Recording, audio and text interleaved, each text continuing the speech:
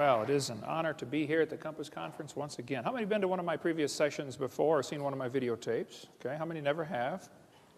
And how many do not understand the questions so far? All right, well, good. Well, as he said, my name's Ken Hovind. I taught high school science for 15 years. Brother Bill, I don't understand this apologetics stuff, okay? I don't apologize at all. I believe the Bible is literally true and scientifically accurate, and I think the evolution theory that's being taught in our schools is one of the dumbest and most dangerous religions on planet Earth. Okay. So,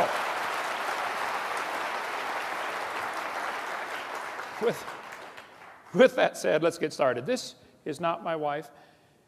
That's just a picture of her. Last summer was our 31st anniversary, and we sat down and figured out how much money we've spent since we got married. We have spent all of it. And praise God, she's with me here out at the table this week. You get to see my wife. She doesn't get to travel much. She's real involved in music at our church, and so you stop in and see her. We live in Pensacola, Florida. Been there for 16 years, and we have 3 kids, one of each. And I got all my kids married off, and the dog died, so I made it. I'm home free. It's wonderful. And we got 3.5 grandkids. And for those who don't know, grandkids are God's reward for not killing your own kids when you thought about it. Hang in there. It'll be worth it all. Amen. All right. And all 3 of my kids and their spouses work in our ministry and all live right around us. God's given us an amazing staff. We got Creation Science Evangelism and Dinosaur Adventure Land. We have an awesome time down there. A museum, theme park, and science center based on creation instead of evolution. I wish there were thousands of those across the country. So at Bill's request, we're covering today more reasons why evolution is stupid. Now, let me define some terms and some positions.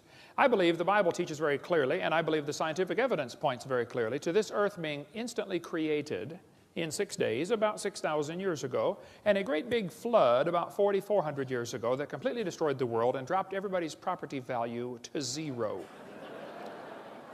And then Jesus came 2,000 years ago, and so that's the top timeline, and that's the position I take, and I believe that's true and defensible scientifically. The evolution theory says 20 billion years ago there was a big bang where nothing exploded and made everything.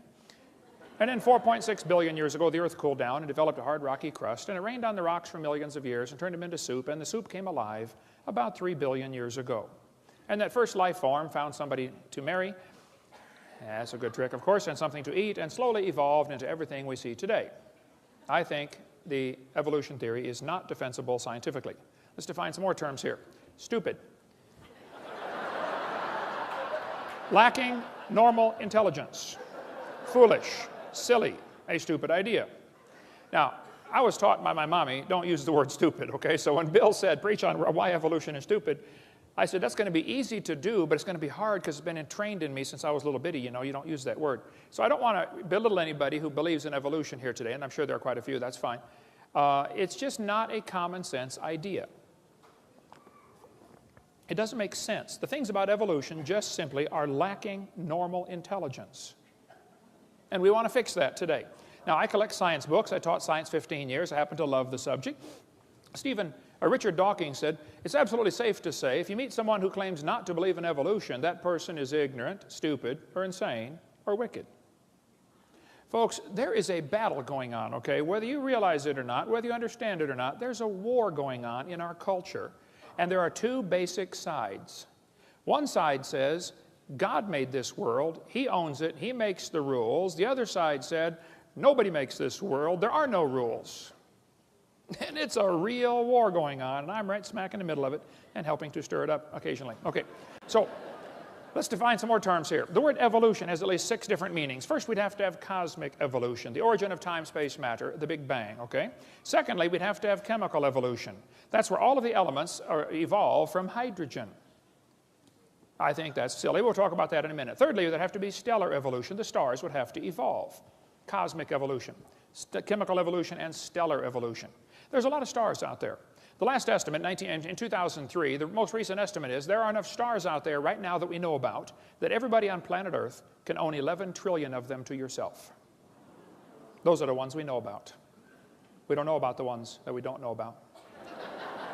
Fourthly, there's going to have to be organic evolution. Somewhere, somehow, life has to get started from non-living material. Okay? Fifthly, there'd have to be macroevolution, where an animal changes into a different kind of animal. And lastly, microevolution.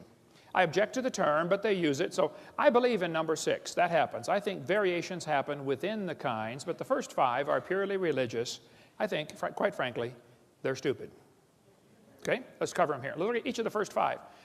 Textbook says, 18 to 20 billion years ago, all the matter in the universe was concentrated into one very dense, very hot region that may have been much smaller than a period on this page. That's stupid.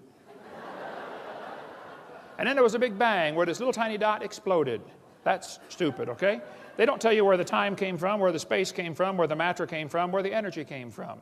They just assume all of that is inherent in this little bitty dot, which came from nothing. Who's ever seen a big bang create order? Big bangs don't create order. That's stupid. Big bangs create big messes. The Humanist Manifesto says humanists regard the universe as self-existing and not created. Well, the second law of thermodynamics tells us everything is falling apart. If you leave something alone for a while, it's going to rot, rust, die, break down, or fall apart. Nothing gets better by itself. So to say that the universe is self-existing is stupid, okay? It violates the second law of thermodynamics. Evolutionists say, well, yeah, you can add energy, though, and overcome the second law. And they say the Earth is an open system. It receives energy from the sun. I understand. But the universe is a closed system, by definition. Secondly, adding energy is destructive. There has to be something to utilize the energy. Adding energy is going to make it worse, okay? The Japanese added all kinds of energy to Pearl Harbor one day. They didn't organize nothing for us. A couple of years later, we returned the favor and added energy to a few of their cities, didn't we? Yeah. Adding energy is destructive. So the sun's energy is going to destroy the roof on your house. It'll destroy your entire house. The sun's energy will destroy the roof on your car. It'll destroy the paint job on your car. Adding energy is not the solution. You have to have intelligently directed and harnessed energy. So to say that you can overcome the second law by adding energy is stupid. It's just not that simple. Evolutionists assume that if you give enough time, things get better. That's silly, okay? You give things time, they get worse. Here's Sue at 20. Here she is at 90, okay? They don't get better.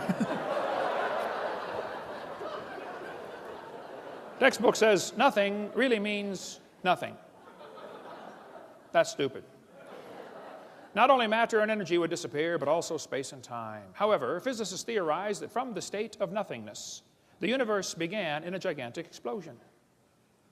Yes, boys and girls, you see, one day, nothing exploded. And here we are. There's no kind way to say it, okay? That's stupid. That's lacking normal intelligence, all right?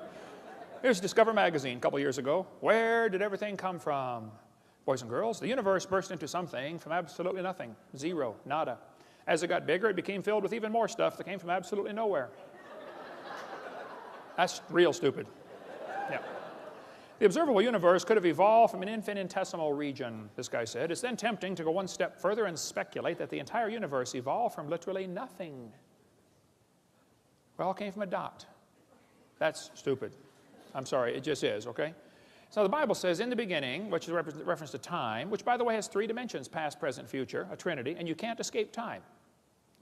God created the heaven, that's space, which has 3 dimensions, length, width, height. You can't escape space. Where can you be where you're not in space or in time? You can't escape them. It permeates everything. And God created the earth. You know, matter comes in 3 dimensions, solid, liquid, gas. We have a trinity of trinities in 10 words. In the beginning, God created the heaven and the earth. Time, space, matter. All 3 have to come into existence at the same instant. If you had matter but had no space, where would you put it? If you had matter but had no time, when would you put it? You have to have all 3 simultaneously. People say, what did God do for millions of years before the creation? Well, your question assumes that God is stuck in time, space, matter. We are the ones stuck in time, space, matter. He's not stuck in those. See, if God was limited by time, He's not God. This is not 2004 in heaven. There is no time in heaven. And before the creation, there was no time. So once upon a time, there was a time when there was no time. Think about that one. Anyway. So when the textbook says nothing really means nothing, that's stupid, okay? It's just not common sense. None of these things can create themselves. Time, space, and matter cannot create themselves. They have to have an outside force, like an all-wise, all-powerful, almighty, infinite God. to create those things. Then the textbook says this little tiny dot was spinning. It spun faster and faster. Yes, boys and girls, and one day it exploded. Big bang. Well, if you take a merry-go-round and put some kids on there, get the merry-go-round going clockwise as fast as it'll go, the kids go through distinct phases. In phase one, they're screaming at the football players. Come on, let's go, faster, faster. You get up around, 30 miles an hour. They go to phase two, where they stop screaming. Then you get going faster, and you get around 60 miles an hour, they start screaming again. But now they're screaming, stop, stop, please, slow down. When you get up around 100 miles an hour, you enter phase four, where the kids begin to fly off the merry-go-round. Now, when the kid flies off, you notice something interesting. As the kid is flying off the merry-go-round, if the merry-go-round is going clockwise, the kid, even after he leaves, is spinning clockwise until he encounters resistance, like a tree or telephone pole. That's because of a law known as the conservation of angular momentum. A spinning object that breaks apart will send all the fragments off spinning in the same direction. And people say, well, what if they collide? They can't collide. The longer you wait, the further apart they get. It's like spokes on a wheel. They're getting farther apart. If a hand grenade explodes, can the fragments ever hit each other out in the field someplace? No, it doesn't happen, okay? Conservation of angular momentum says spinning objects break apart and the fragments fly the same direction, spin the same direction. So when they tell you that it all came from a spinning dot, it's silly. It violates common sense laws. 2 planets, Venus and Uranus, are spinning backwards. 8 of the 91 known moons are spinning backwards. 3 planets have moons going both directions at the same time. Some whole galaxies are spinning backwards. CNN, goofy galaxy spins wrong direction. The Big Bang Theory is stupid, okay? In the beginning, God created the heaven and the earth. So when they tell you it spun faster and faster and one day it exploded, that's simply stupid, okay? That's not the way it happened. So we have cosmic evolution, which I think is silly. Then we have, the textbook says, as the earth formed, the surface was hot and there were large pools of bubbling lava. Was the earth ever a hot molten mass like the textbook says? The Bible says the Spirit of God moved on the face of the waters. The Bible says God created it cold, not hot. See, everything about the evolution theory is backwards to the Bible. Don't try to compromise those two, okay? It's like trying to ride 2 horses going different directions, same time, okay? Robert Gentry's got a great book on the radio polonium halos. Gentry's a brilliant man. I think he's spoken at the conference, hasn't he? I've spoken with him at a couple conferences. I don't know if it was stealing the mind or not, but brilliant man, lives near Knoxville, Tennessee. He's done lots of study on the granites around the world. The granites all contain these radiopolonium halos, which have an extremely short half-life, proving they were never a hot molten mass. But these radiopolonium halos tell us absolutely positively the Earth was never a hot molten mass. And if you melt granite and let it cool back down, it doesn't form into granite again. Nobody knows for sure how granite was made. So when the textbook says the Earth was a hot molten mass, I'm sorry, that's stupid. It's not true. It's lacking normal intelligence. It didn't happen that way. Secondly, we'd have to have chemical evolution. All the elements forming from hydrogen. They think it all came from a big bang. Atoms of hydrogen in the proto-sun were fused together to form helium. Okay, I'll agree that can happen. But it's stupid to think that's going to form all the elements. They say, well, yeah, you can fuse and get, hydrogen fuses to helium. I agree. And you can't fuse past iron, though. It won't go past iron. How do you telling me you got uranium from hydrogen? I'd like to see that, please. It's lacking normal intelligence. It just doesn't happen. Chemically, it's not possible. Thirdly, there'd have to be what's called stellar evolution. The stars would have to evolve. The Bible says God made the stars. Plain and simple, that's just what it says. Textbook says 18 to 20 billion years ago was the Big Bang, which caused the formation of galaxies.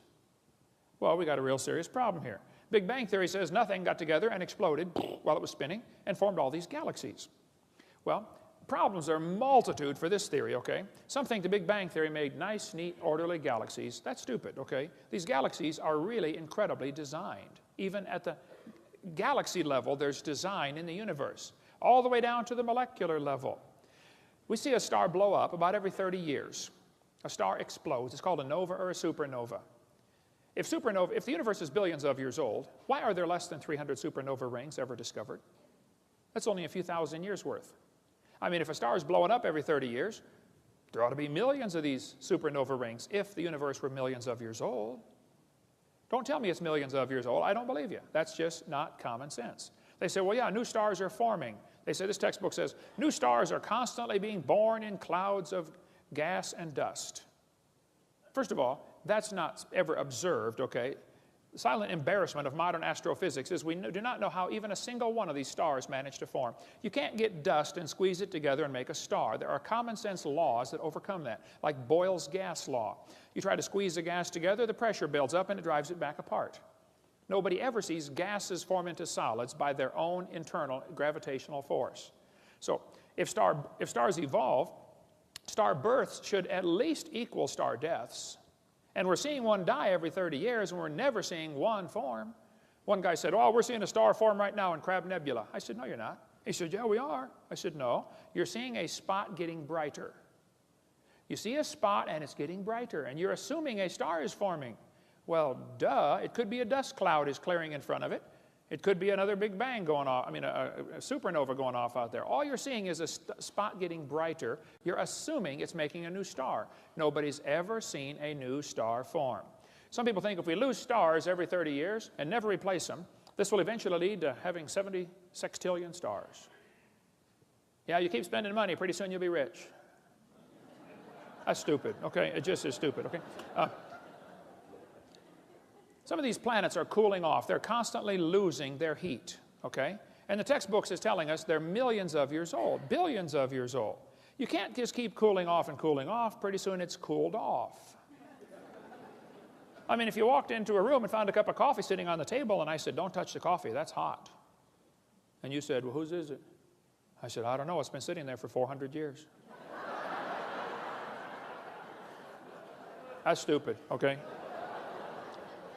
Jupiter has a moon called Ganymede, which has a very strong magnetic field. Scientists are kind of perplexed by this because the magnetic field indicates a hot molten core, and yet Ganymede should have cooled off billions of years ago. Why does Ganymede still have a hot molten core and a strong magnetic field? To say it's billions of years old is stupid. It's just lacking common intelligence. Saturn has rings around it, but the rings are constantly expanding. They're moving away from the planet. To say they're billions of years old is stupid. They can't be billions of years old. They would have been dissipated by now. They're not billions of years old. The moon is going farther away from the Earth every year. We're slowly losing the moon. Now, this is going to be complicated, so listen carefully. As the moon goes around the Earth, it's gradually getting farther away. It's spiraling out about 3 inches a year. So that means that it used to be closer. Well, if you bring the moon in closer, you start to create a problem, you see, because the moon causes the tides. Now, you folks here in Denver probably don't worry about the tides. But in Pensacola, you worry about the tides, okay? Well, if you brought the moon in closer, you'd create a serious problem because there's a law called the inverse square law. If you bring the moon into 1/3 the distance, you take the 1/3, inverse it, square it, it's 9 times the gravitational pull. If you run all the math on this, you'll find 1.2 billion years ago, the moon was whizzing around just above the surface of the Earth. That explains what happened to the tall dinosaurs. They got moon.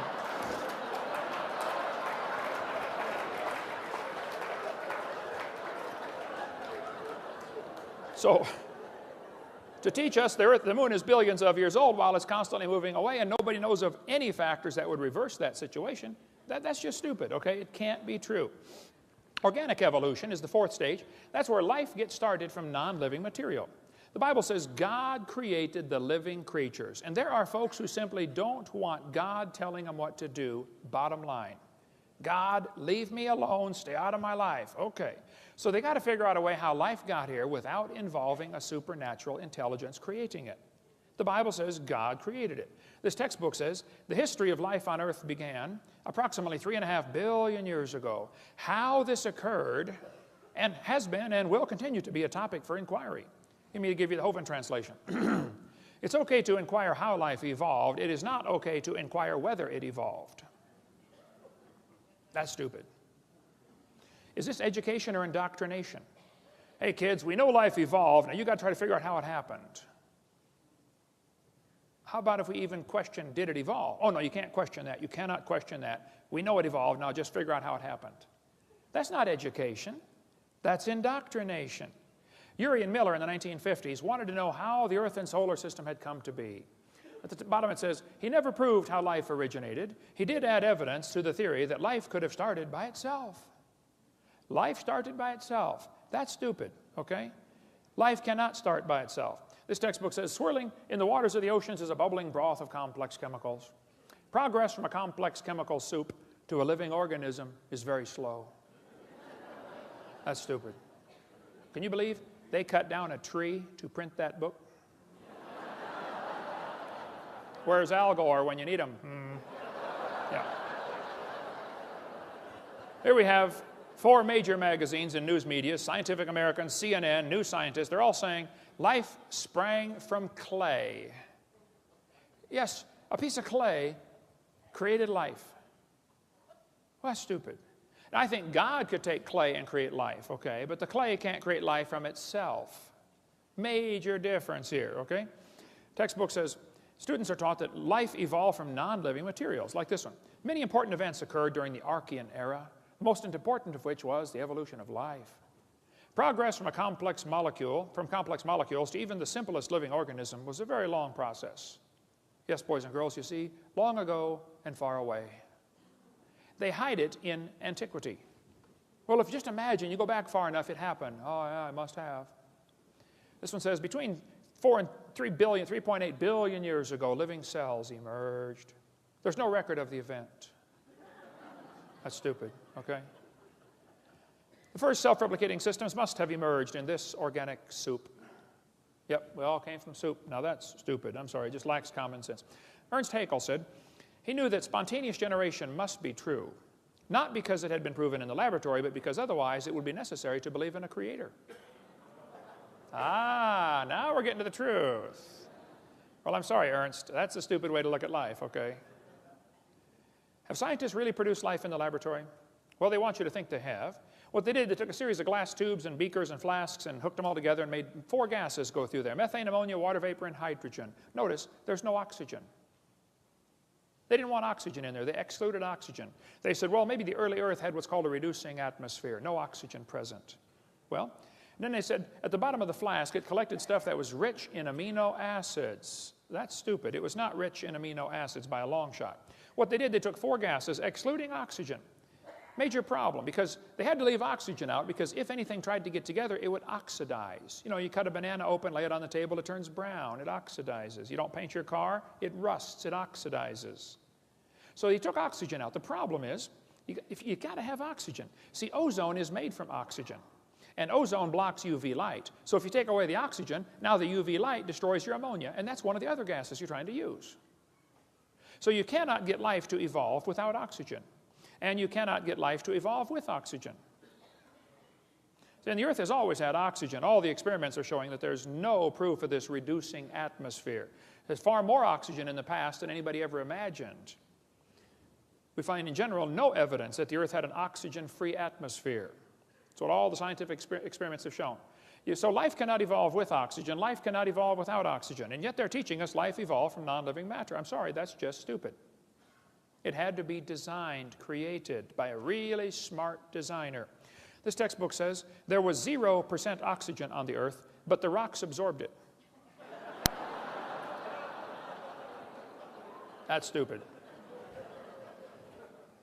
They filtered out the product in this experiment. Miller and Urey, in their experiments, had the stuff going through this series of tubes. And when it got to the bottom, they drained it off because they didn't want it to go through the electric spark chamber again, because the spark would tear it apart. They said it's like 100,000 times more likely to destroy it than it was to create it. So they had to protect the goo that they created at the bottom. That's not realistic for nature. I mean, if they're saying life evolved in some warm little pond from lightning strikes, that's just not common sense. Because the lightning strike's 100,000 times more likely to tear it apart than it is to put it together. Go check out your little pond after lightning strikes. See how many frogs are surviving. Yeah. What he actually made was 85% tar, 13% carboxylic acid. Now, both of those are toxic to life. He made 2% amino acids, and only 2 of the amino acids were made. There are 20 different amino acids. It's like making 2 letters of the alphabet accidentally by dropping toothpicks and saying, wow, look at this. Nobody writes books. Here's how they're formed. Duh. These amino acids bond with tar and acid much more quickly than with each other. Amino acids are like letters of the alphabet. They're building blocks to make words, and you got to have words to make paragraphs and paragraphs to make books. What he actually made in the experiment was the equivalent of a couple of letters, 2 of the letters, and half of them were backwards. Now you really got a problem, because the smallest proteins have 70 to 100 of these amino acids in precise order, and they're all left-handed. What's the chances of dropping toothpicks out of an airplane and creating letters on the ground, 70 letters in a row, all facing the right way, all spelled correctly, just to make one paragraph. The chances are 0. It's not going to happen. Now, if you believe it will, that's great. I admire your faith, but don't call it science. And don't make me pay to put that in the schools like it's part of science. Okay, you go start yourself a private school and teach that junk to anybody that wants to pay and come learn it. This is America, the land of the free and the home of the slave, so, or whatever. So, now, DNA and RNA are all right-handed molecules, and hundreds of these have to combine in the right order, and they unbond in water much faster than they bond. And as far as I'm concerned, folks, the oceans are completely full of water. Brownian motion is going to drive them apart. It is not common sense to say scientists have made life in the laboratory. It's just stupid. They haven't even come close. I was in a debate one time, and this one student in the Q&A time said, Hovind, what are you going to say if scientists ever make life in the laboratory? What are you going to say then? I said, well, first of all, I would like to point out they're a long ways from it. They're nowhere close to creating life. They can't even get just a couple of these amino acids to combine. Can't even make a protein. He said, well, you're right. I said, now, to answer your question, I guess I'd have to say, if a bunch of intelligent scientists get together and create life in the laboratory, that would prove it takes intelligence to make life. Which is what I've been saying all along.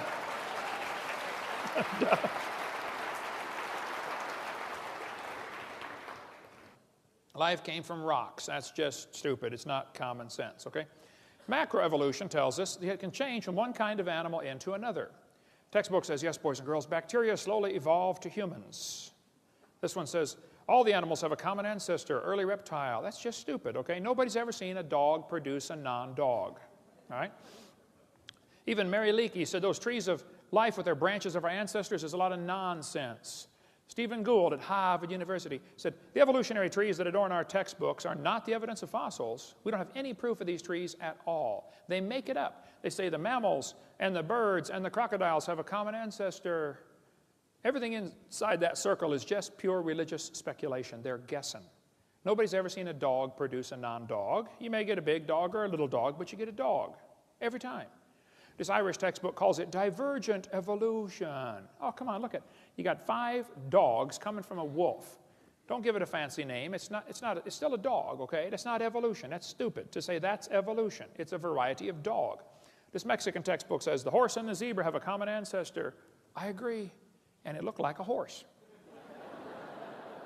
4-wheel drive, genuine leather upholstery. I mean, all the standard equipment, okay? There's a lot of kinds of cows in the world, probably 15 different major varieties of cows, and they might have had a common ancestor. A cow.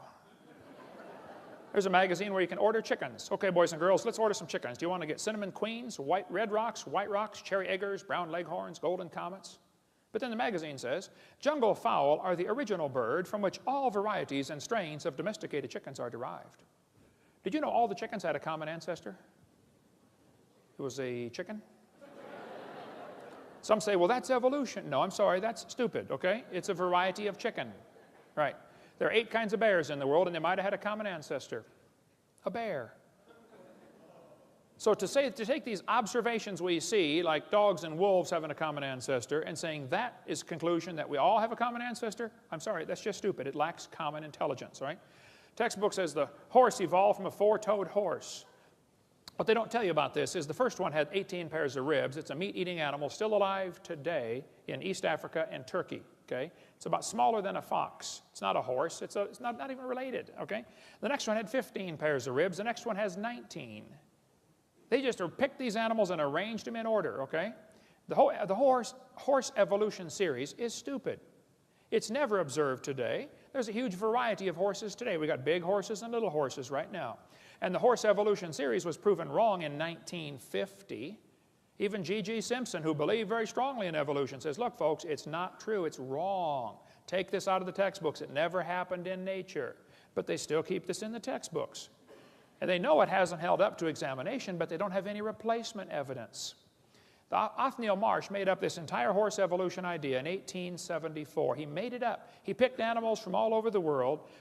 Modern horses are found in layers with the so-called ancient horses. The ancient horse, the Hyracotherum, is not even a horse. It's just like a hyrax, still alive today in Turkey and East Africa. The ribs, we can go all day about the difference between horses and the hyrax, okay? Tulsa Zoo finally took down their display because 2,000 people signed a petition saying, get this lie out of our zoo. They took it down for 6 months and then put it back up when nobody was watching. Peabody Museum still has the horse evolution on display. Now, it's only been proven wrong for 55 years. I know it takes a while to get displays up to date in your museum. But 55 years is long enough in my book, okay? Leaving that thing in the zoo is stupid. Or in a university, it's not true. I was in a debate one time, and this one professor, I was going through lies in the textbooks. I said, get that out of the textbooks, it's not true. He said, well, fine. He said, well, what are you going to replace all this stuff with? Now that's stupid. I said, are you telling me we can't take a lie out of the textbooks unless we got a replacement? What you're trying to say is, folks, we want the kids to believe this theory. We've got to give them some evidence, and this is all we've got, and you're taking away our evidence. Now you've got to find some more. Look, I didn't pick the dumb theory to begin with, okay? I don't believe it. Pick a new theory. That's the way science works. If you don't have any evidence for your theory, you get a new theory. The problem is, all the evidence for evolution has been proven wrong, but they don't want to take it out because there's no replacement. I'm not trying to get evolution out of the textbooks. I just want the lies out of the textbooks. Evolution will automatically go with it because there's nothing left to support it. The Bible says God formed the eye. Eyeballs are unbelievably complex. Charles Darwin said, to suppose that the eye could have been formed by natural selection, absurd. And then he goes for 4 chapters after that and says how he thinks it happened anyway. The back of your eyeball is 1 square inch, called the retina. It contains 137 million light-sensitive cells, all wired to the brain. Now, my daddy started me off when I was about 7 building a ham radio. I've done a lot of electrical wiring in my life, built 9 houses. I've done all kinds of electrical wiring. My dad was an electrical engineer at Caterpillar Tractor Company. I cannot imagine hooking up 137 million connections in 1 square inch. My Heavenly Father did it. He's pretty smart. I debated a guy named Ed Buckner, who's an atheist in Buffalo, New York. He said the human eye is an example of poor design. I said, why would you say that, Ed? He said, well, the eye is wired backwards. I said, what do you mean? He said, well, the blood vessels are in front of the retina. I said, yes, I know that. I taught biology and anatomy. He said, well, the octopus has a much better eye because their blood vessels are behind the retina. I said, well, Ed, let me explain something to you. We live in the air. Okay? Air is a very poor insulator for UV light. Okay? So your eyeball has the blood vessels in front of the retina because that's your body's last defense against ultraviolet light. Now, octopus live in the water. Okay? Now, water blocks UV light. See, we have eyes designed for living in air, and they have eyes designed for living in water. Now, if you want to swap eyes with an octopus, you just enjoy yourself, but that's stupid, okay? You're going to be blind in a few weeks, all right? What they're trying to say is, well, God wouldn't do it this way, so it must have evolved. That's a silly argument for evolution. They're trying to say poor design is proof of evolution. Porsche made a car one year. It was just a poor design. You could not get the spark plugs out without taking the motor mounts loose and lifting the motor up. That's a poor design. So does that prove nobody designed the Porsche? No. And they look at the human body today and think we are poor design. I say, first of all, fellas, you need to stop and consider something. What you're looking at right here is a copy off of a copy, off of a copy, off of a copy, off of a copy, off of a copy, off of a copy, off of a copy, off of a copy of Adam. This same gene code's been copied so many times, it's amazing we can stand here and talk about it, okay? You're not looking at the original by a long shot, okay? This one is a poor example of the original. Getting worse, too, by the way, much poor example. It's stupid to say that poor design is evidence for evolution. The eyeball is so complex, you can walk into a room and look around the room, and in 1 second, your eye picks up enough information to keep the Cray computer busy for 100 years analyzing everything you picked up.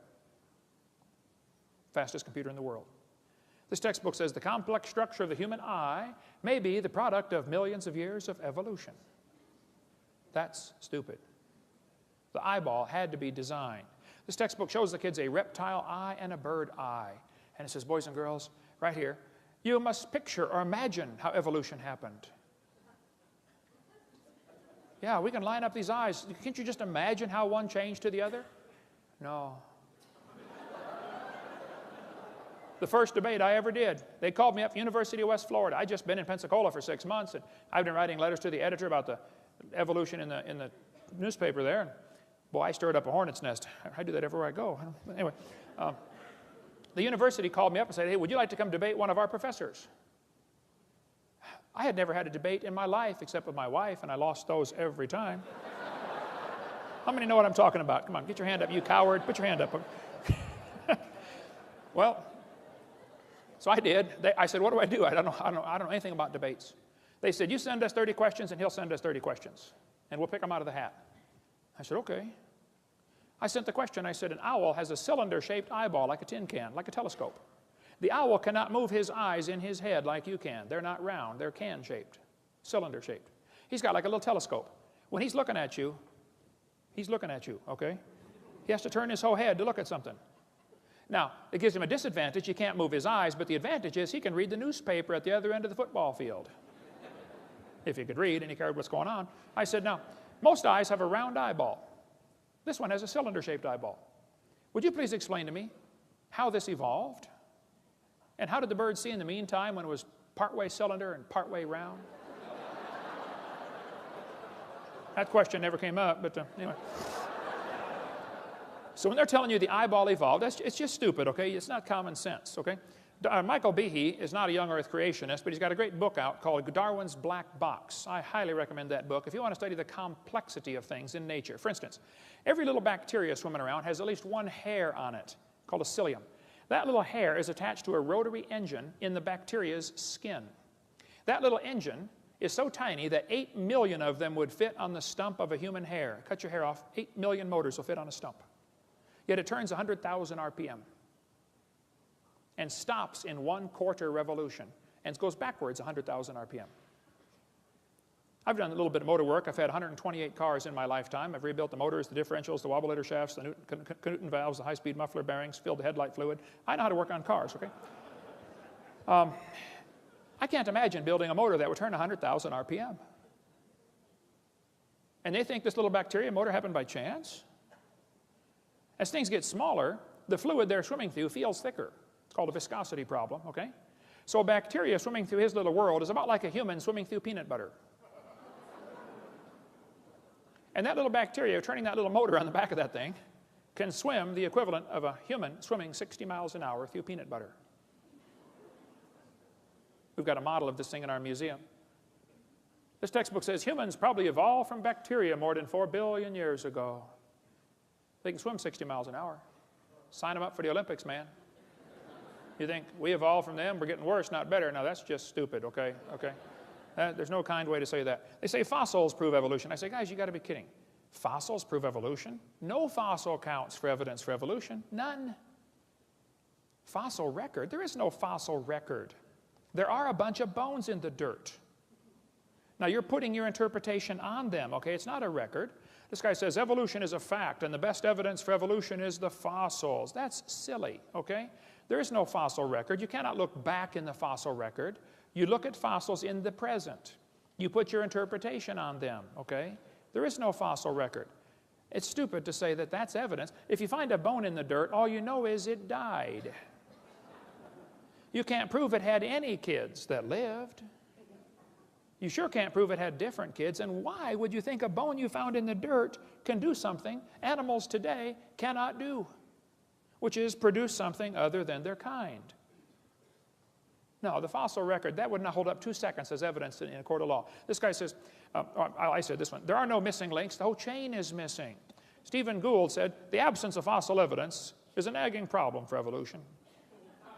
We got a good theory, if only we had some evidence. Now that's just stupid, Stephen, okay?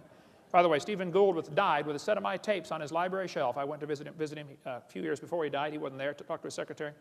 I donated my videotapes to Stephen Gould years ago. Had him sitting on right there next to his desk. Hope he watched them. Hope he got saved. Maybe he did. I don't know. Hope so. But to believe that we've got a good theory, we just don't have any evidence. Okay, well then maybe consider the theory might not be right, okay? Richard Goldschmidt said, the first bird hatched from a reptile egg. That's real stupid, okay? Then they say smaller is simpler. Well, that's silly, okay? Smaller is more complex. This textbook says all the many forms of life on Earth today are descended from a common ancestor found in a population of primitive unicellular organisms. Excuse me? A primitive unicellular organism? If it's single-celled, it's not primitive, it's complex. That's stupid to say that's simple. One little paramecium is more complex than the space shuttle, and you can put thousands of those into a drop of water. Smaller is not simpler. Here's a microchip inside a paperclip. It's not simple. This ant is holding a microchip that is capable of processing all the letters in the Bible 200 times per second. Let's compare the brain of a honeybee to a NASA Cray computer. The honeybee is tiny. The Cray computer is huge. We'd all agree there's a size difference, okay? The brain of a honeybee is pretty small. The Cray computer could do 6 billion calculations per second. I think they got a faster one now. But the YMPC-90 could do, YMP-90 could do 6 billion calculations a second. It's estimated the honeybee's brain does 1,000 billion calculations per second. The Cray uses many megawatts. The honeybee uses 10 microwatts. Talk about energy efficient. You know, the honeybee not only makes honey, he flies on honey. That's his energy source. And the honeybee can fly 1,000,000 miles on 1 gallon of honey. How would you like a machine that gets 1,000,000 miles per gallon? Cray costs $48 million. The honeybee's brain is pretty cheap. You splat them on your windshield all the time. Many people scramble to help babysit the dumb Cray computer. If it breaks, man, you got to call in a whole crew to fix it. Honeybee has a self-healing computer. How'd you like one of those? Cray weighs 2,300 pounds. Honeybee doesn't weigh too much. Let's see. The Cray computer is huge, slow, inefficient, costs lots of money. You got to babysit it. But everybody knows it was designed. There isn't anybody with half a brain who would tell you the Cray came from an explosion in an electronics factory. But they turn right around and say the honeybee evolved. That's stupid, okay? Smaller is not simpler. Smaller is more complex. And the brain of a human's a lot more complex than a honeybee. The human brain's unbelievable. You've got the memory capacity of the entire British Library. You have the computational power in bits per second greater than the entire national telephone system. The human brain is absolutely phenomenal. One evolutionist told me that he thought the human brain was nothing but 3 pounds of chemicals that arranged themselves by chance over billions of years. I said, then how can you trust your thoughts and the conclusions you've come to? That's stupid, okay? Maybe, never mind. DNA proves evolution. Yes, boys and girls, we have evidence from molecular biology. Percentage of DNA sequences is talked about here. It says Darwin speculated all forms of life are related. This speculation has been verified. You think DNA has verified Darwin's theory? That's stupid. DNA is unbelievably complex. The DNA molecule in your body, the deoxyribonucleic acid, is the most complex molecule in the universe. If you took it and unwound it and unwound it and unwound it and unwound it and unwound it, if you could ever get the thing untangled, it'd be about 7 feet long. And it'd be like a twisted ladder. Each half of the ladder is called the genes. That thing splits all the way down the middle, recombines when you make a new baby, and it gets all back together, and winds itself all back up. Unbelievably complex. The average person has 50 trillion cells in their body. The DNA from all, if your entire body's DNA would only fill 2 tablespoons, but if you tied them all together, it would reach from Earth to the moon and back. 5 million round trips out of 2 tablespoons. If you typed out the code found in your DNA, when you got done typing that incredibly complex code, you'd have enough books to fill Grand Canyon 40 times. You think that happened by chance? Well, the probability of just one DNA coming by chance is 1 in 10 to the 119,000th power, which is a big number, when you consider the entire visible universe is 10 to the 28th inches in diameter. DNA happened by chance? I'm sorry, that's stupid. Now, you might not like the idea of there being a creator because that means you might have to answer to that creator someday. Okay, well, I can't help you then. I did a debate at Embry-Riddle University a couple months ago, 3 against 1, 3 professors against me. It was a slaughter. Those poor guys, I felt so sorry for them. Oh, man. The next day, the student who organized the debate said, would you guys like to do that again? I said, no. After the debate, we had a Q&A time, and one of the kids said, I believe evolution's a fact. I said, well, let me ask you a question, son. Suppose, just suppose, creation was true. Suppose I'm right. Suppose there is a creator.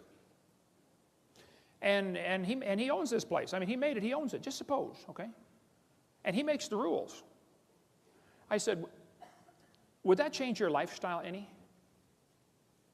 He said, what do you mean? I said, well, suppose the Creator gave us a book like the Bible that says, thou shalt not commit adultery. Don't lie, don't cheat, don't steal, no lust, no fornication, no pornography. Is this going to change your lifestyle any? He said, yeah. I said, well, then tell me, have you accepted the evolution theory because you really have some evidence, or because you like the freedom from God? He said, well, I've accepted it because I'm horny. I said, thank you, son. You may sit down. Folks, there is no scientific reason to reject the Bible. There is no scientific reason to accept the evolution theory. None. Now, you might have a reason to accept the evolution theory because of your lifestyle. Well, then I can't help you. Okay? But let me tell you, God created the heaven and the earth. God's going to come back and be the judge of this world one of these days. And if you haven't trusted Jesus Christ, His Son, to forgive you of your sins, you're in serious trouble. You're going to stand before God in trouble. You say, well, I'm a pretty good person. Oh, yeah? You ever lied? How many have ever told a lie? Put your hand up. You're doing another one. Okay. Bible says, 10 Commandments, thou shalt not steal. How many ever stole something?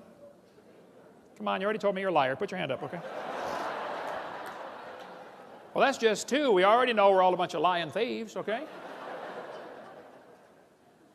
You think, people say, well, God's going to judge my good works against my bad.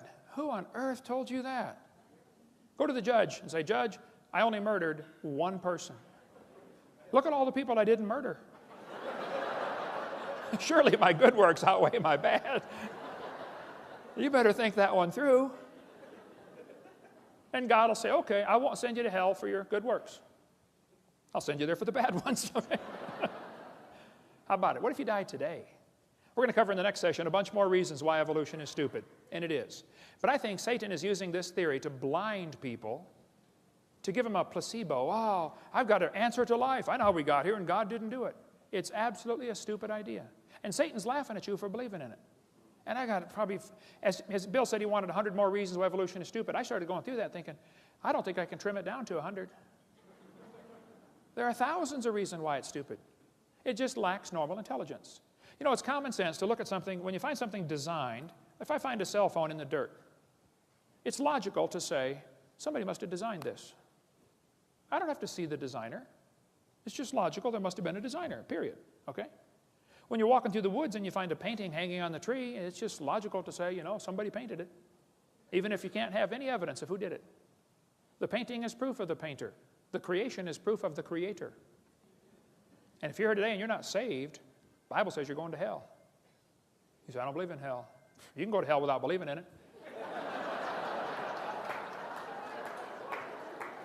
That won't affect God at all, okay? If you're not saved, that's why we do this. Our ministry is called Creation Science Evangelism. We stand without apology. The Bible's true.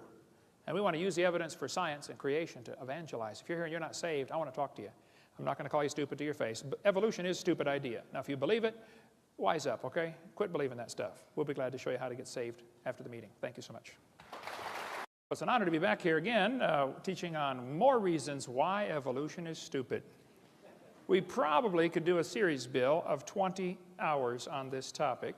But we only got 1 more hour, so we'll get done as quick as we can here. Why evolution is stupid. We left off in the last session talking about DNA, deoxyribonucleic acid, the most complex molecule in the universe. To say that formed by chance is just plain stupid. But let's suppose it did. Chromosomes are the most complex molecule there is, and penicillin only have 2 of these chromosomes, these DNA strands. So they must have evolved first, and then slowly over millions of years, they got some more chromosomes and turned into a fruit fly. They have 8. Very slowly, over millions of years, they developed more chromosomes and became a tomato, or possibly a housefly. They're twins. It's very tough to tell the difference between these 2. And then slowly evolved into a pea, and then over millions of years, it became a bee. Now there you can see the similarity. Pea, bee, very similar, okay? And slowly, over millions of years, we had triplets. Either the possum, the redwood tree, or the kidney bean came first. I'm not sure. Tough to tell them apart, folks. They all have 22 chromosomes, you know. There's, let's see, possum, tree, kidney bean. Let's see, possum, kidney bean, evolution. Oh. And then slowly, over millions of years, we evolved enough chromosomes to be a human. Here we are with 46. If we can just get 2 more, we're going to be a tobacco plant. I know some already smell like it. Sometimes I'll get on the elevator and I'll say, man, you're evolving, you're way ahead of me. And maybe someday we'll have enough to be a carp. And it probably won't happen in my lifetime, but maybe star date 349572, we'll have enough chromosomes to be a fern. Why don't they talk about the chromosome number as evidence for evolution? They tell the kids 20 kinds of amino acids, that's true, make up all the proteins. It says, explain how this fact supports the idea that all life shares a common ancestor. Well, that's like saying all the books in the library have the same 26 basic letters. That's a good point. You see, boys and girls, that proves they all evolved from Morse code. No, teacher, somebody wrote those books, okay? That's just stupid to say that the fact that we all have 20 amino acids is proof we're related. See, the reason God designed it where we all have the same basic amino acids that make up the proteins is so that the brown cow can eat the green grass and give the white milk, and I can drink it and get the blonde hair. See, if we didn't have all the same basic building blocks, we could only eat each other. Think about it. Well, let's talk about evolution. I believe the hamster evolved first. They only live about 2 years. And then slowly, this is based on longevity now, slowly evolved into a cat and then a canary. They're very similar. You can see the lifespan. And then a dog and a chimpanzee. They're slow. You know, this is the real order of evolution. Humans are near the top. Turtles actually live slightly longer than humans, so they're probably the most evolved species on Earth. Or maybe we should arrange animals in order based upon their top speed. The peregrine falcon is the most evolved animal in the world. Below that's the cheetah, then the antelope, the coyote, the ostrich, all the way down to the garden snail, 0.03 miles an hour in high gear. Or maybe we should arrange the animals in order of how they evolved based upon their gestation period, how long they're pregnant. Elephants are the most evolved. They're pregnant 21 months. Hamsters only half of a month, 15 days. Maybe we should arrange the animals in order based upon their body weight. The blue whale's the most evolved. The shrew at 1/4 ounce, the least evolved animal. I mean, they just make up these charts to say how we evolved. They say the humans and the orangutans are 96% similar in their DNA. And that proves a common ancestor 15 million years ago. Well, now hold on a minute. Barney Maddox was the leading genome researcher on the DNA project. He said, folks, the difference between the human and his nearest relative, the chimpanzee, is at least 1.6%. He said that doesn't sound like much, but calculated out, that's a gap of 48 million nucleotides, and a change of only 3 nucleotides is fatal to an animal. There is no possibility of change. They used to think we were 98.4% similar.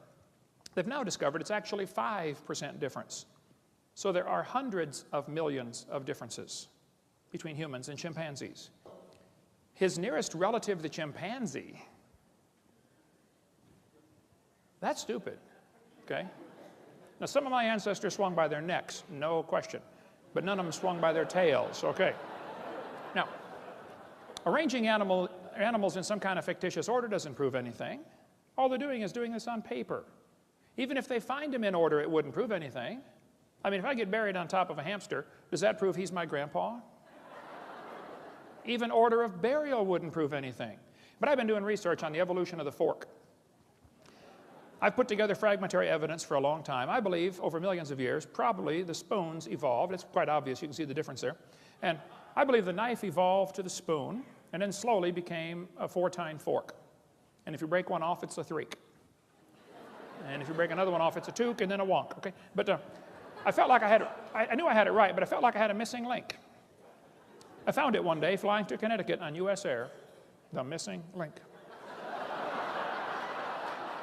So the evolution of silverware is becoming very complete. Yeah. A lot of mutants didn't survive. When people found out I was researching the fork and evolution, they sent me all kinds of frauds. I mean, people are trying to get famous, okay? They were hoping for fame and fortune. This was an obvious fork head on a spoon handle, but my trained scientific eye caught it right away. That was a fraud. Of course, a lot of variations of races appeared along the way. Look, you can turn a cat to a cot to a dot to a dog, changing one letter at a time. You can play around with this for a while and turn yourself into a fool if you're not careful. Yeah. Now they tell the kids dinosaurs turned to birds. The Bible says the birds were made on the 5th day, Reptiles made on the 6th day. Did you know everything about the evolution theory is backwards to the Bible? Every single thing is backwards. The Bible says man brought death into the world. Evolution says death brought man into the world. The Bible says God created man. Evolution says man created God. It could not be more opposite. This guy says dinosaurs are alive as birds, scientist says. Oh, wow, scientist says. Well, that's proof of something, isn't it? That's stupid, okay? Dinosaurs are not alive as birds, okay? Textbook says birds are the descendants of dinosaurs. Yeah, all you got to do is put a few feathers on him and give him a shove, man. It's not that hard. Man. They say Archaeopteryx is proof of evolution. Archaeopteryx is the missing link. Yes, boys and girls, there it is, the missing link. Archaeopteryx is a bird. A 100% bird, a perching bird. Now, textbook says bird feathers evolved from scales that protected the dinosaurs. You think feathers evolved from scales? That's stupid, okay? Feathers are incredibly complex. Scales are folds in the skin. They attach to the skin differently. They develop from different genes on the chromosome. They're both made out of keratin, and that's where the similarity stops. Feathers did not evolve from scales. There's no similarity at all. I like to show this to evolutionists. This is, as far as I know, the world's largest rock group. And I'll say, now guys, do you think there's any chance that George Washington's face could have appeared on the rock, just by chance? Do you think the wind could have done that with abrasion or exfoliation or thermal expansion of the rock or erosion? I mean, what caused his face to appear on the rock? They'll say, well, that was designed by a guy named Borglum and he built it. I say, right. Now I'll say, guys, do you think that George Washington himself, the real person, happened by chance? They'll say, oh yeah. I said, wait a minute, you don't think his face could appear on a rock by chance, but you do think his entire complex anatomy, with 50 trillion cells and probably 20 redundant interlocking systems, happened by chance. Are you dumb in any other area? Had to be designed, man. They tell the kids in the textbooks, plants adapted to their environment. Yes, gills are an adaptation to living in water. Oh. Why don't they use the word designed? And by the way, how did the fish live before they adapted the gills? Oh, well, you see, for millions of years, they all died. None of them lived. Oh. That's stupid, okay? Gills are not an adaptation to living in water. They're designed for living in water. But they don't want to use the word design because then some kid's going to say, who's the designer? They don't want to deal with that question. They somehow think all you got to do is get the molecules together and add energy and you can make life. Oh, let's try that. Let's put a frog in a blender and turn it on. In a matter of seconds, you will have frog-nog. You will have all of the molecules required to make a frog in one place. Right? Now you can put it on puree, you can nuke it, microwave it, zap it, hook jumper cables to it. I don't care what you do to it. How long? You can add all the energy you want. How long will it take to reassemble the frog? It's not going to happen, okay? Putting molecules together and adding energy does not create life. That's stupid, okay? It has to be designed. They say homology proves evolution. I don't think so. Yes, boys and girls, one of the evidence is homologous structures. They'll say, you've got 2 bones in your wrist, the radius and the ulna. Yeah, look at this. The dolphin has 2 bones in his flipper. Wow. It says right here in the textbook, these homologous structures provide evidence that these animals evolved from a common ancestor. They do this in all the textbooks all over the country, all over the world, actually. Yes, boys and girls, this is comparative anatomy. Comparative anatomy provides further evidence of evolution. The commonalities suggest that these and other vertebrate animals are all related. They probably evolved from a common ancestor. That's stupid. They probably have a common designer. The same guy designed them all. Not a common ancestor. Then they say we've got evidence from development. Yes, boys and girls, the human embryo, as it grows in the mother, has gill slits, they say. Darwin considered this the best evidence in favor of his theory, made up by a guy named Ernst Haeckel, who called it the biogenetic law. Their phrase back then was ontogeny recapitulates phylogeny. In other words, the baby developing in the mother goes through the stages of evolution: fish, amphibian, reptile, mammal, farm, F-A-R-M. Well, the idea that sick mind Freud relied on was the idea that ontogeny recapitulates phylogeny. What? This textbook says, the presence of fish-like structures in embryos of different species shows these animals evolved from fish and share the basic pattern of fish development. It's as if the embryo retains a memory of its origins and copies them during its development. This is stupid. They say the baby has gills like a fish. Humans do not have gills like a fish, okay? Those little folds of skin develop into bones in the ear and glands in the throat. They never have anything to do with breathing, okay? I've seen folks that have 5 or 6 chins and they cannot breathe through any of them but the top one. Those are not gill slits. Ernst Haeckel made up that whole stupid idea in 1869. Anyway, we can skip all this. We won't have time. But you know, you can't get a high score on the SAT or ACT or college entrance exam. All of the major tests in college, to enter college, you have to answer with evolutionary answers, or you score lower. Huh, interesting. I got all the 2004 tests and looked at them. They're teaching this all over the place, that the embryo has gills. It's stupid. It was proven wrong in 1875. Get it out of the books. It's not true. This textbook says the humans have an appendix that is vestigial. You don't need it anymore. That's stupid. You need your appendix. It's part of your immune system, okay? If your appendix is taken out, you're going to have a serious problem. Now, sometimes you have to take it out. I understand, okay? It beats dying. But the appendix is required to activate killer B cells in your immune system, just like the thyroid activates killer T cells. If you take your appendix out, you got a much better chance of getting quite a few diseases. It's not vestigial. Just because you can live without it, so what? You can live without both your legs and both your arms and both your eyes and both your ears also. Doesn't prove you don't need it. This textbook says the whale has a vestigial pelvis. Yes, boys and girls, the whales have a vestigial pelvis and leg bone that serve no purpose. Just imagine whales walking around. It's true. Well, these are the bones they're talking about right there. Just imagine the whale walking around. Almost all whales have these. You know, I have tried to imagine them walking around, and I can't. It says the whale's pelvis is evidence of its evolution from 4-legged land-dwelling mammals. That's stupid. Those little bones are anchor points that special muscles attach to that allow the whales to reproduce. Without those special muscles and those special bones, you don't get any more baby whales. We've got in our museum in Florida a 15.5-foot python snake skin. If you look at the south end of that snake skin, it's got 2 little claws attached to little tiny bones that go up inside the snake's body. Come down and see it, Pensacola, Florida. Textbook says these are rudimentary hind legs of a python snake, reduced hind legs. That's stupid. Those little claws are used in mating, okay? The snake doesn't have any arms, all right? And you can't talk and say, scoot over, honey. This has nothing whatsoever to do with walking on land, all right? It has to do with getting baby snakes. That's stupid, okay? Get that out of the book. Textbook says humans have a tailbone that is of no apparent use. That's stupid. I was in a debate one time and this atheist said, Hovind, I got proof for evolution. Humans have a tailbone they don't need anymore. I said, Mr. Patterson, I taught biology and anatomy. I happen to know there are 9 little muscles that attach to the tailbone, without which you cannot perform some valuable functions.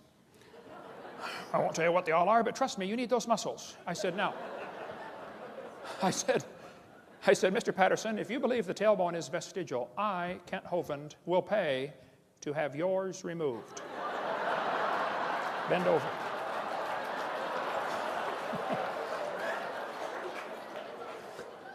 He did not volunteer. Textbook says the coccyx is a small bone at the end of the human vertebral column. It has no present function and is thought to be the remainder of bones that once occupied the long tail of a tree-living ancestor. This is what your kids are being taught in school, folks. Look, I hate to say this, but the problem in the textbooks is not fixable in the short term. Get your kids out. The ship is going down. Get them out.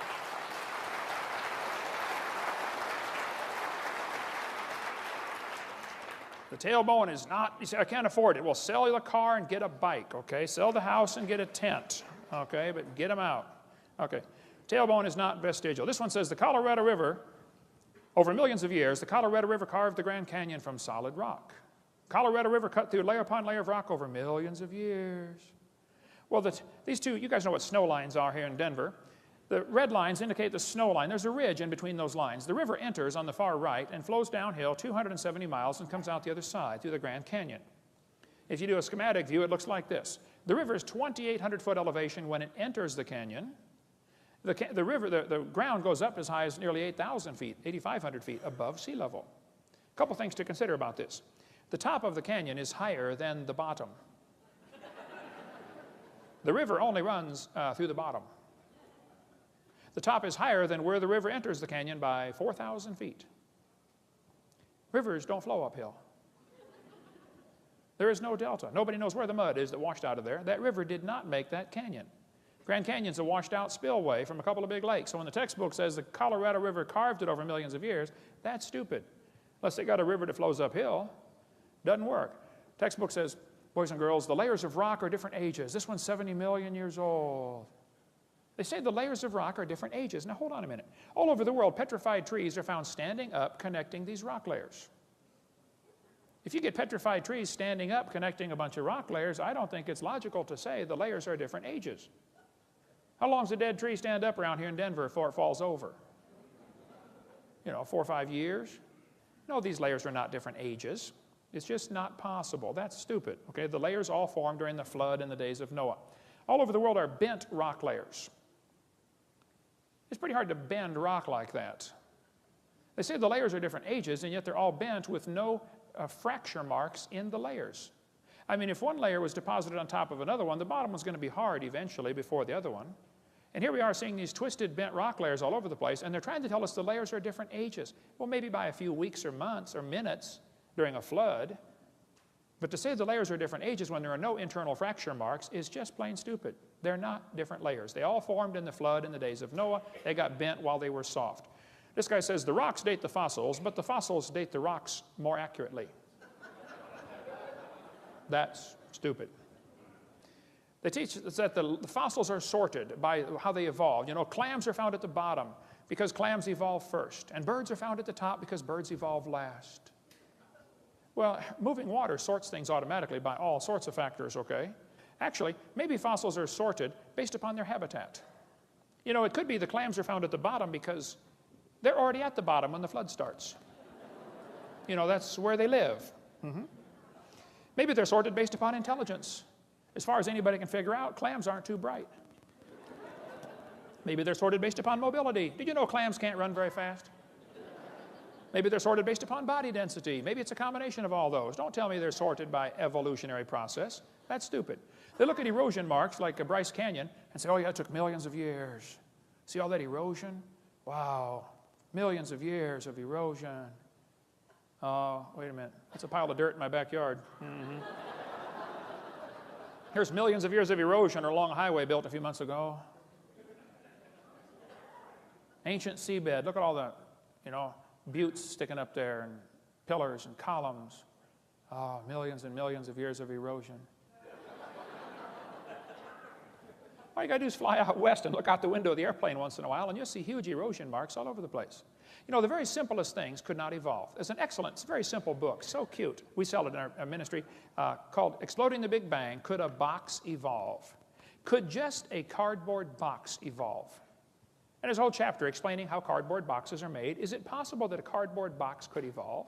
How about an ink pen? How about a paper clip? Just take some simple objects and shows how dumb it is to think that a human body could evolve. But the textbook says all the many forms of life on Earth today are descended from a common ancestor, found in a population of primitive unicellular organisms. We all evolved from a bacteria. That's stupid. The blue whale grows to 49 tons in 1 year. That's a growth rate of 330 billion times from what it started. If humans did that, you'd weigh a lot. Blue whales slowly tried to evolve this ability over millions of years. None of them survived, of course. They all died. Blue whale evolved from a bacteria. That's stupid, okay? The seahorse, the only fish that swims in the upright position, and the male hatches the eggs. Interesting. Where did this evolve from? Who's its ancestor? This evolved from a bacteria? That's stupid, I think. Sperm whale can dive 10,000 feet, stay there for 2 hours underwater. The pressure at 10,000 feet is 620,000 pounds per square foot. As the sperm whale slowly tried to evolve this ability over millions of years, none of them survived. They all died. The sperm whale evolved from a bacteria? I'm sorry, folks, that's just stupid, okay? The platypus, what did it evolve from? It has hair, lays eggs, senses electrical signals in its prey's muscles. When the crawdads are trying to crawl away from this thing, the muscles contract. This thing can sense the muscle contraction in the crawdad. Bats, with their echolocation, can sense a moth and go pick it out of the air, but the moth can hear the echolocation and drop. How did the moth evolve that? How did the bat evolve the echolocation? The platypus evolved from bacteria? It's just stupid, okay? Bottlenose whale can dive 3,000 feet down in 2 minutes. Try that. Watch what happens to your eardrums. A human attempting this would have multiple medical problems and die almost instantly. This evolved from a bacteria? I'm sorry, that's stupid. Rhinoceros beetle can carry 850 times its own weight. That's like me carrying 17,000 pounds. What did this evolve from? Who's its ancestor? You think it evolved from a bacteria? I'm sorry, I think that's stupid. You can believe that if you want, but don't call it science, okay? The giraffe has a 2-foot heart that pumps blood up 10 feet. Then when it bends down to get a drink, it's got a special blood cushion to absorb the shock of all this pressure being pushed down to its brain. The giraffe is getting a drink. He hears a lion roar. He throws his head up in the air 17 feet and runs off. Go from 0 to 17 feet in about a quarter second, and you try to run off and see what happens. You take about 3 steps and fall over. It evolved from a bacteria? I don't think so. The woodpecker has a tongue that goes in the back of his head, goes all the way around, anchors in his left nostril. No other bird has a tongue anything close to the woodpecker's tongue. What did it evolve from? Who's its ancestor? It has shock absorbers around its brain to absorb the shock. The woodpecker can peck the tree, back its head out, open its eyes, focus on the tree, close its eyes, and peck again. If it had its eyes open when it pecked, its eyeballs would pop out. It can open its eyes, focus, close them, and peck, like, what, 40 times a second? Where did it evolve from? From a bacteria. I think that's stupid, okay? The beaver, amazing animal, has its teeth that the outside is hard, the inside of the teeth are soft. Every time they chew, they wear off the inside of the teeth, which means the outside is always sharp. Self-sharpening teeth. Pretty slick. It's an engineer of amazing ability. The beaver can cut down a tree limb and swim across a river. Here he is carrying something with a heavy drag. He's swimming. He's compensating to know that he ends up in the right spot without being carried downstream by the extra drag of this branch. Yeah, for millions of years, they all got washed downstream and died. None of them survived, yeah. Came from bacteria. I just think that's stupid, okay? The golden plover goes to Alaska, lays its eggs, puts on 70 grams of fat, raises the babies for a few weeks, and then it takes off and flies 88 hours nonstop to Hawaii. It burns 1 gram of fat per hour. It's only got 70 grams. It needs 88 grams to make it. So they fly in V formation, and they're always switching who's the leader. The leader takes the brunt of the airflow. All the rest of them save enough energy that they land in Hawaii using only 70 grams of fat. Several weeks later, the babies take off from Alaska and fly to Hawaii. They've never been there.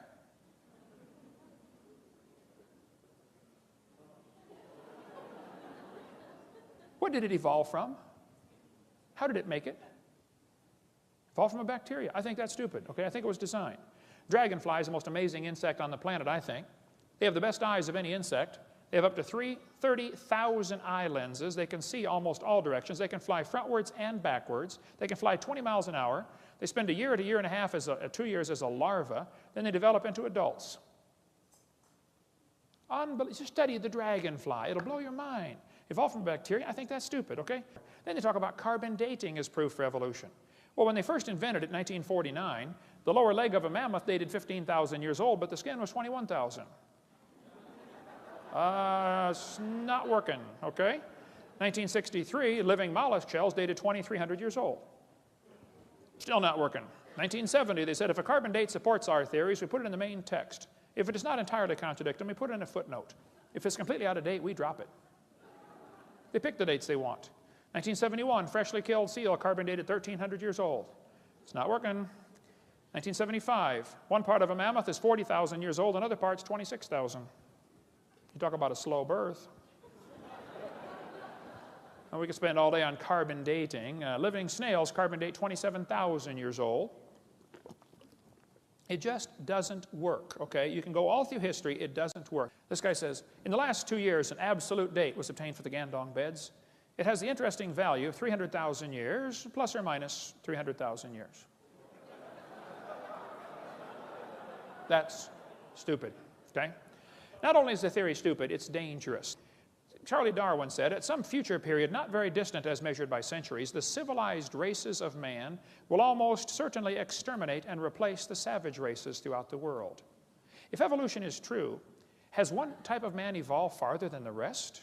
Henry Fairfield Osborn said the standard average intelligence of the average adult Negro is similar to the 11-year-old youth of the species Homo sapien. Do you mean Negroes are not Homo sapien, Henry? That's stupid, okay? Thomas Huxley said, no rational man cognizant of the facts believes the average Negro is the equal, still less the superior of the white man. That's stupid. The Mormons teach that the Negroes don't have, they used to teach anyway, that they could not be saved. They were cursed with the curse of Cain. That's stupid. Ernst Haeckel said the mental life of savages rises little above the higher animals, especially the apes with which they are genealogically connected. Their intelligence moves within the narrowest bounds, and one can no more or no less speak of their reason than that of the more intelligent animals. These lower races, such as the Vedas or Australian Negroes, are psychologically nearer to the mammals, apes or dogs, than to civilized Europeans. We must therefore assign a totally different value to their lives. That's stupid and dangerous. But if you've seen the movie Quigley Down Under, where they called Quigley down to come shoot the Aborigines, that's exactly what was happening. They were killing Aborigines. They thought the Australian Negroes were inferior. These two folks went down there to collect skulls from museums. Article right here says, the New South Wales missionary was a horrified witness to the slaughter by mounted police of a group of dozens of Aboriginal men, women, children. 45 heads were boiled down, the best 10 skulls packed off for overseas. They killed them to get their heads for museums to show evolution. 1904, World's Fair was held in St. Louis. 2,000 primitive people were put on display to show evolution, how that the pygmies slowly evolved to the modern white man.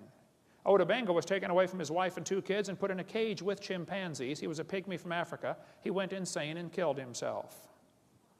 Theodore Roosevelt thought the Indians were an inferior species because he thought they hadn't evolved as far. You won't understand what happened to the Indians until you realize what happened with the evolution theory teaching this stuff, that some of the races are more important than others. Roosevelt said, I wish the wrong people could be prevented entirely from breeding.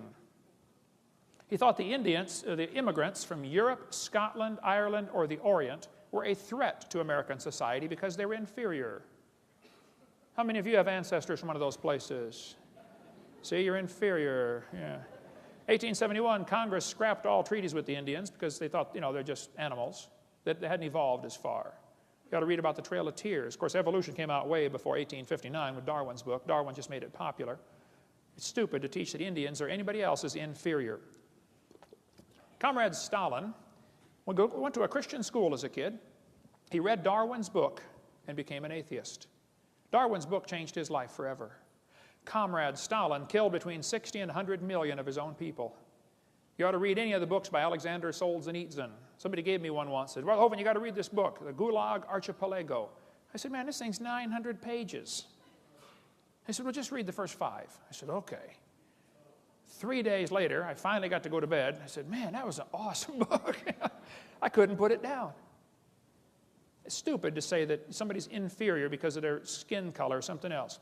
During World War II, the Germans overran Poland from one side. The Russians overran them from the other side. They captured all the Polish officers and executed them. The Russians finally admitted this, that 14,700 Polish officers were executed at one forest. They put hoods over their head and shot them in the back of the head because they thought they were Poles, they were inferior. That's stupid and dangerous. Pol Pot, the leader of Cambodia, the Khmer Rouge, killed a third of his entire population because he thought he was trying to speed up the process of evolution. That's stupid. Read about the killing fields or Khmer Rouge, what happened over there. When Mao Zedong took over China, they killed 60 million people when he took over China. He wanted to speed up the evolution process. It's stupid, folks. Adolf Hitler's mind was captivated by evolutionary thinking, probably since he was a boy. Evolutionary ideas lie at the basis of all that is worst in Mein Kampf. Hitler thought the Jews were criminals because they were breathing air and drinking water and eating food that belonged to the blonde-haired, blue-eyed Aryans. He said, nature does not desire the mating of weaker with stronger individuals, even less does she desire the blending of a higher with a lower race. Adolf Hitler's book, Mein Kampf, talks about racial crossing all over the place. Higher races. Who's a higher race, Adolf? Hitler thought the blonde-haired, blue-eyed Norwegians were close to pure Aryan. Did you get all that? The blonde-haired, blue-eyed Norwegian. Vorden står det till idag. Ja, sure. Hey there, fella. Ufta. And he thought the Germans were mostly Aryan. The Mediterraneans are slightly Aryan. The Slavics are half Aryan, half ape. Orientals are slightly ape. Black Africans are mostly ape. And Jews are close to pure ape. That's the list Hitler was working off of. He hated the Jews. He also hated the blacks. Olympics were held in 1936 in Germany. Jesse Owens, the black American athlete, won the most gold medals. Hitler said, it's not right to make my men race against this animal. Well, Hitler, that's stupid. He's as much a man as you are, probably more. Textbook says you're an animal. Kids, don't you buy that for a second. That's stupid. You're not an animal. I've seen some look like it, okay? I've seen some act like it. You're not just an animal. You're made in God's image.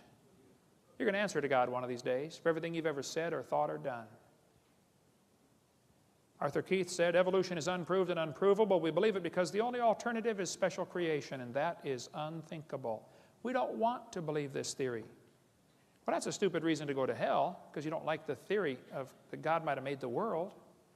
Julian Huxley said, I suppose the reason we leapt at the origin of species was the idea of God interfered with our sexual mores. That's stupid. The Bible says they did not like to retain God in their knowledge. God gave them over to a reprobate mind to do things which are not convenient. That's dangerous. But can you imagine if God gave up on you? Wow. Maybe you're here today. Somebody dragged you here and said, oh, you got to come to this meeting. I want you to come. And you believe you came from a rock 4.6 billion years ago because that's what you've been taught in school. God is not willing that any should perish. But to accept the idea that you came from a rock and to reject the idea that God created this world, it is stupid, okay? I'm sorry. There's no kind way to say it. The Bible says God cannot lie. He promised, whosoever shall call upon the name of the Lord shall be saved. Now that's smart. That's the deal of the century, the deal of a lifetime. God says, here, I'll take all your sins, throw them as far as east is from the west, and I'll give you my righteousness on your account. On account of you don't have any. That's what I did 36 years ago. I said, Lord, I'm a sinner. He said, you can say that again. I said, Lord, I deserve to go to hell. He said, you can say that again too. I said, but Lord, I want you to save me. I want you to forgive me based on what Jesus did. Wow, he did. He'll do the same for you. Let's summarize here. God made this world. He owns it. He makes the rules, and we're guilty of breaking his rules. He told us pretty clearly, don't lie. We've all lied. Don't steal. We've stolen. You can read the whole list and find out we're guilty. We're going to have to be punished or find a substitute. And that's where Jesus comes in. 36 years ago, I asked the Lord to come in my heart and save me. What if he died today? Where would you go? If you're not sure you're saved, you ought to think about it. You're going to be dead for a long time. I mean, a really, really long time. And if you're not sure you're going to heaven, I think it's stupid to get out on that highway. Have you seen the way they drive here in Colorado? Man, you have got some rednecks moved out west here, folks. I'm telling you what. I'm going to die someday. I'm going to try to make it the last thing I do, but it's going to happen. It's going to happen to you too. All you get's that little bitty dash between two dates. My recommendation would be you take your little dash and say, Lord, you can have it. You can do something with it. What are you doing with your little dash? The guy who's third in the nation in racing motorcycles got saved in my seminar. He came to next year when I was preaching up there in Connecticut. He said, hey, Brother Hovind, I'm so excited. It's great living for the Lord. He said, let me take you to breakfast tomorrow. I said, that'd be great. He said, I'll bring one of my bikes. You can test drive it. I said, okay. I've got a Honda 250.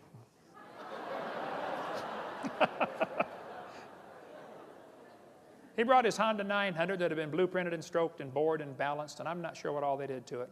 But it was not your normal Honda 900. He said, try it out, Brother Hovind. I said, okay. I took it off in first gear. Boom! Just about broke my neck. I hit second gear. Boom! I was just about to drop it into third when I glanced down and realized I am going 90 miles an hour in second gear.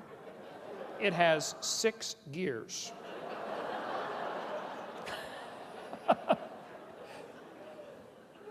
I brought it back. I was shaking like a leaf. I said, how fast does it go? He said, I don't know.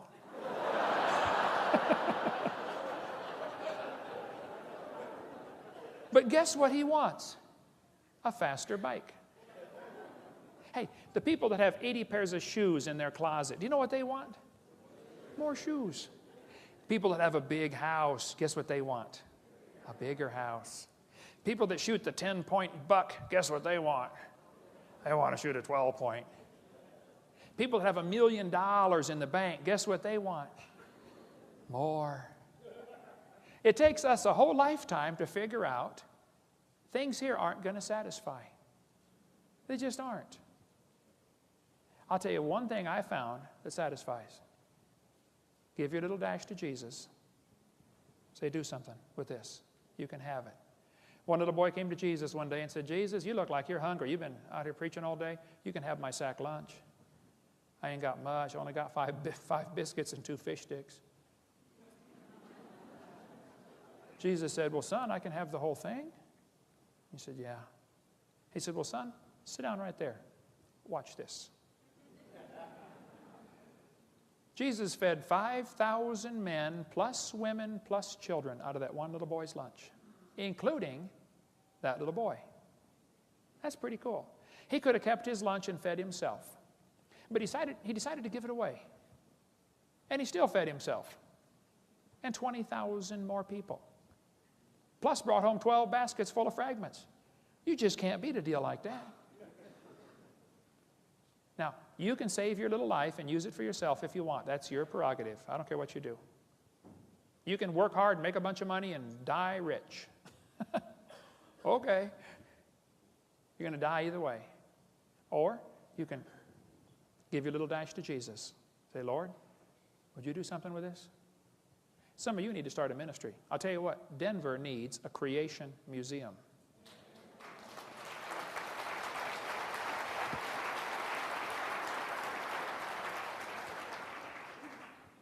Go to visit Red Rock Amphitheater. I went up there one day and there's all these dinosaur footprints on the hillside. How many have been up there? Red Rock Amphitheater, you know the dinosaur footprints? I stopped up there looking at these dinosaur footprints on the hillside, and this old man was standing up there. He's looking at them, you know. Pretty soon a school bus stopped. And a bunch of kids got out. And this old man walked over and said, hey, boys and girls, I'm a member of the club called Friends of the Dinosaurs. Let me tell you about these dinosaur footprints. He said, millions of years ago, dinosaurs were walking along the beach, and they left their footprints, and they hardened. And then over millions and millions of years, the mountains lifted up, and now the footprints are at an angle like that. After the kids got on the bus and left, I said, hey, do you own this property? He said, no. I said, well, who does? He said, well, it's a state property. I said, now, do you get paid to do this, to give these tours to the kids? He said, no, I just volunteer my time. I said, so you don't own the property, and you just volunteer to do this? He said, yeah. I said, okay. Next school bus stopped.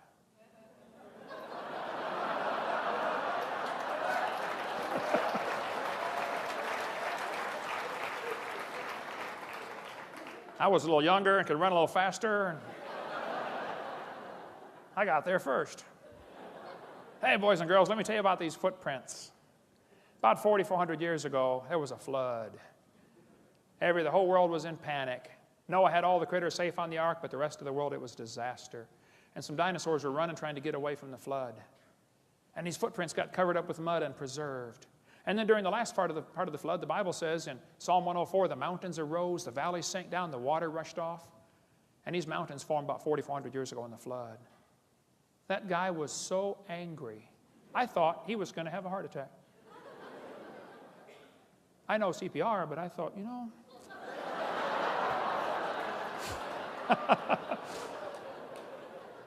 If you're a Christian, what on earth are you doing, for heaven's sake?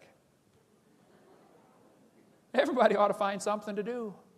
People say, Hovind, did God call you to start a ministry on creation? I don't know. I never got a letter or a phone call.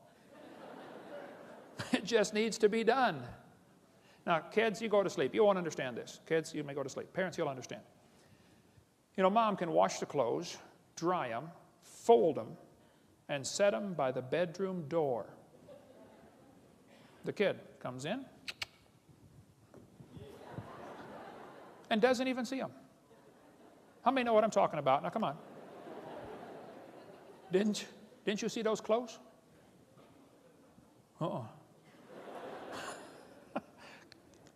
I think God's up in heaven looking down at some of his kids, maybe some in this room. Can't you find something to do for my kingdom? You know, witness to somebody. Give them a gospel tract. You say, oh, I don't want to drive them off. What are you going to drive them off to? Hell number 2? Find something to do. If we can help any way we can, that's what we're here for. Thank you so much. Dismissed.